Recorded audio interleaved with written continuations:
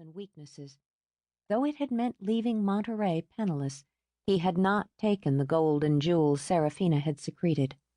Now, with the dreams of age that had turned his hair to silver, that had dimmed his eyes and lived in aching bones, he prayed that it would be found one day by lovers or dreamers.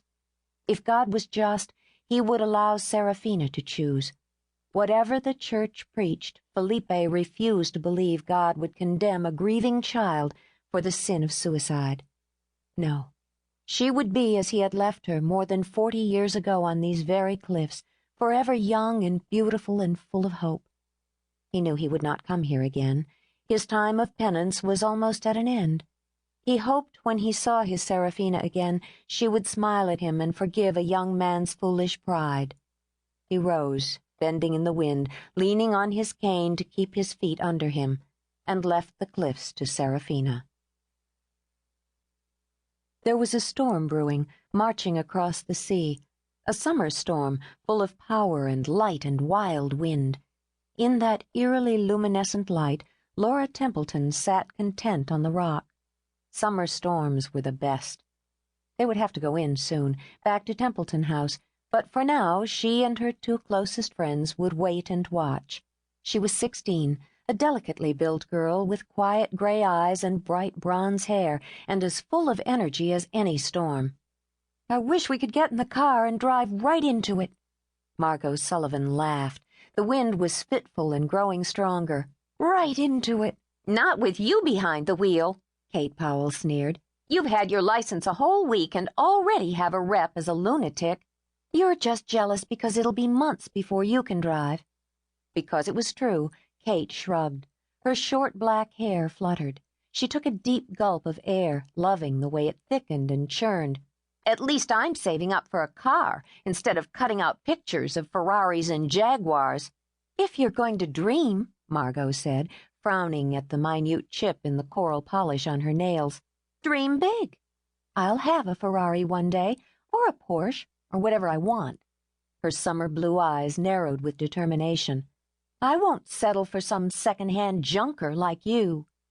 Laura let them argue. She could have diffused the sniping, but understood it was simply part of the friendship, and she didn't care about cars. Not that she didn't enjoy the spiffy little convertible her parents had given her for her 16th birthday, but one car was the same as another to her. She realized it was easier in her position. She was the daughter of Thomas and Susan Templeton of the Templeton hotel empire. Her home loomed on the hill behind her, stunning under the churning gray sky.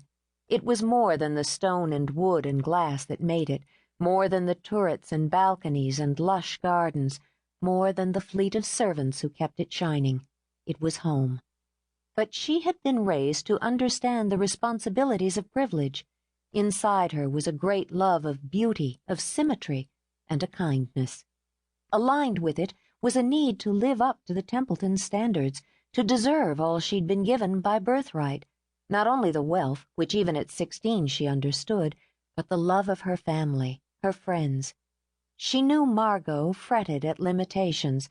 Though they had grown up together at Templeton House as close as sisters, Margot's mother was the housekeeper.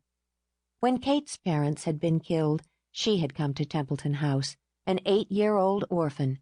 She was cherished, absorbed into the family, as much a part of Templeton as Laura and her older brother Josh. Laura and Margot and Kate were as close, perhaps closer, than sisters who shared blood. But Laura never forgot the responsibility of Templeton was hers. And one day she thought she would fall in love, marry and have children. She would carry on the Templeton traditions. The man who came for her, who swept her up in his arms, who made her belong to him, would be everything she'd ever wanted. Together they would build a life, create a home, carve out a future as polished and perfect as Templeton House. As she pictured it, dreams budded in her heart. Delicate color bloomed on her cheeks while the wind tossed her blonde curls around them. "Laura's dreaming again," Margot commented. Her grin flashed, turning her striking face into the stunning. "Got Serafina on the brain again?" Kate asked. No, she hadn't been thinking of Serafina, but she did now. "I wonder how often she came here, dreaming of the life she wanted with Felipe." She